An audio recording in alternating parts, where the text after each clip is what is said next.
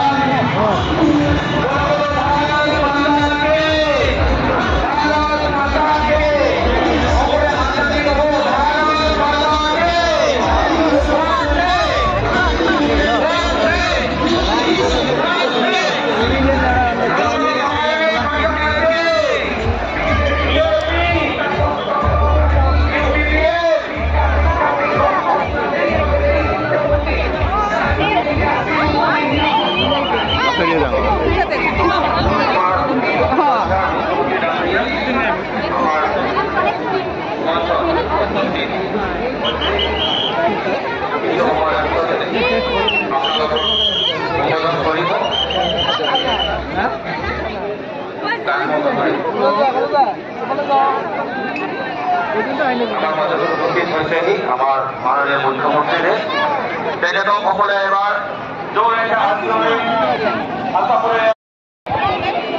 মামা আহিছে চাই Himanta Biswa Sarma, Narendra Modi,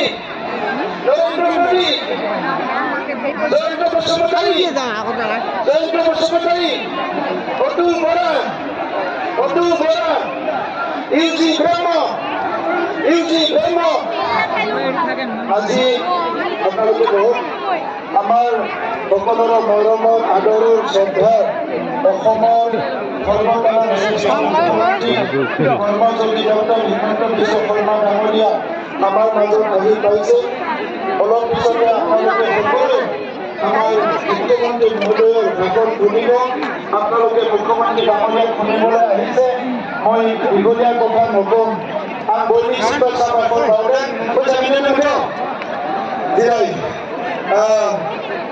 semua nentang mana boleh ni pun. Ang kolom naik ada sini lagi bahawa আজি উপস্থিত হোৱা সকলো ৰাইজলৈ মই নমস্কাৰ জনাইছোঁ। প্ৰথমবাৰৰ কাৰণে আমাৰ কালিপুখুৰী অঞ্চলত মুখ্যমন্ত্ৰী ডাঙৰীয়া আহিছে। আজিৰ দিনটো কালিপুখুৰী অঞ্চলৰ কাৰণে এটা ঐতিহাসিক দিন, হয়নে নহয়? এটা ঐতিহাসিক দিন। আমি ভাৰতীয় নাগৰিক হিচাপে সকলো আজি এটা সোণালী দিনত আমি ভাৰতত আছোঁ যে ভাৰতৰ প্ৰধানমন্ত্ৰী নৰেন্দ্ৰ মোদী ডাঙৰীয়াই সদায় আমাৰ দুখীয়া গৰীব মানুহৰ কথা চিন্তা কৰে। প্ৰধানমন্ত্ৰী ডাঙৰীয়াই মহিলাসকলৰ কথা চিন্তা কৰে। প্ৰধানমন্ত্ৰী ডাঙৰীয়াই কৃষকসকলৰ কথা চিন্তা কৰে। আমাৰ মহিলাসকলৰ উত্তৰণৰ কথা চিন্তা কৰে। লগতে আমাৰ ছোৱালীসকলক পঢ়াবৰ কাৰণে কয় বেটি বচাও বেটি পঢ়াও বুলি কয়।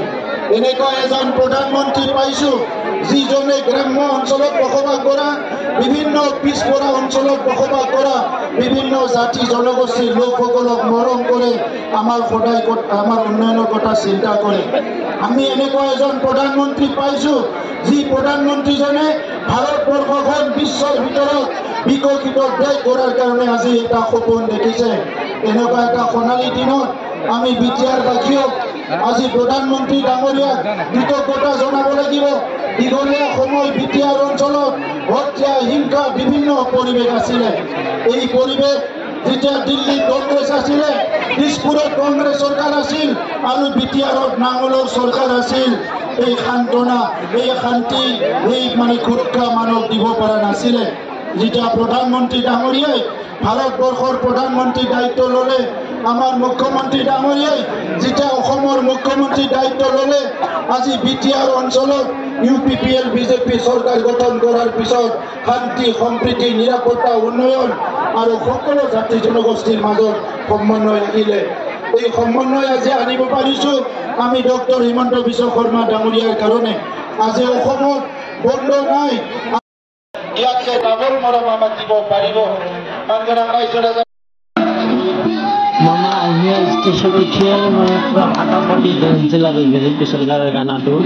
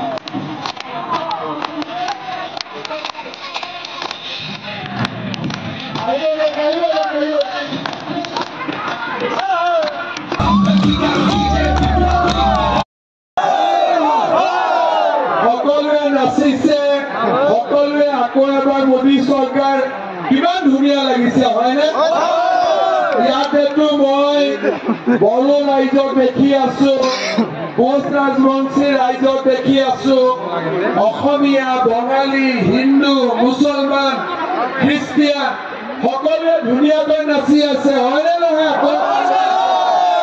হয় আজি আপোনালোকে চাব আজিৰ পৰা 5 বছৰ বা 10 বছৰ আগতে ইলেকশনত এনেকুৱা পৰিবেশ নাছিল আগতে কি আছিল কোনোবা বন্দুক লৈ আহে অমুক পাৰ্টিক ভোট দিবি দেই দিবই লাগিব অমুক পাৰ্টিক ভোট দিবই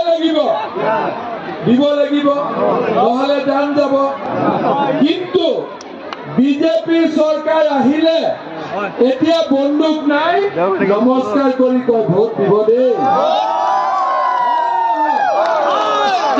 এতিয়া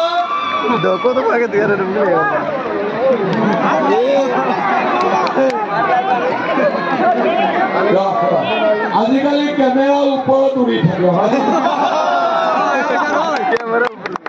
আগতে কেমেৰা এনেকে এনেকে আছিল এতিয়া ওপৰত ঘূৰি থাকে আজি ৰাইজক দেখা পালে ইয়াতে যিটো শান্তি আৰু মানুহে মানুহৰ লগত ইমান ধুনীয়াকৈ মিলা প্ৰীতি কৰি আছে এই কি কাৰণে এইটো সম্ভৱ হ'ল কাৰণ দিল্লীত মোদী চৰকাৰ দিছপুৰত বিজেপিৰ চৰকাৰ আৰু কোকৰাঝাৰত ট্ৰেক্টৰৰ চৰকাৰ হয়নে নহয়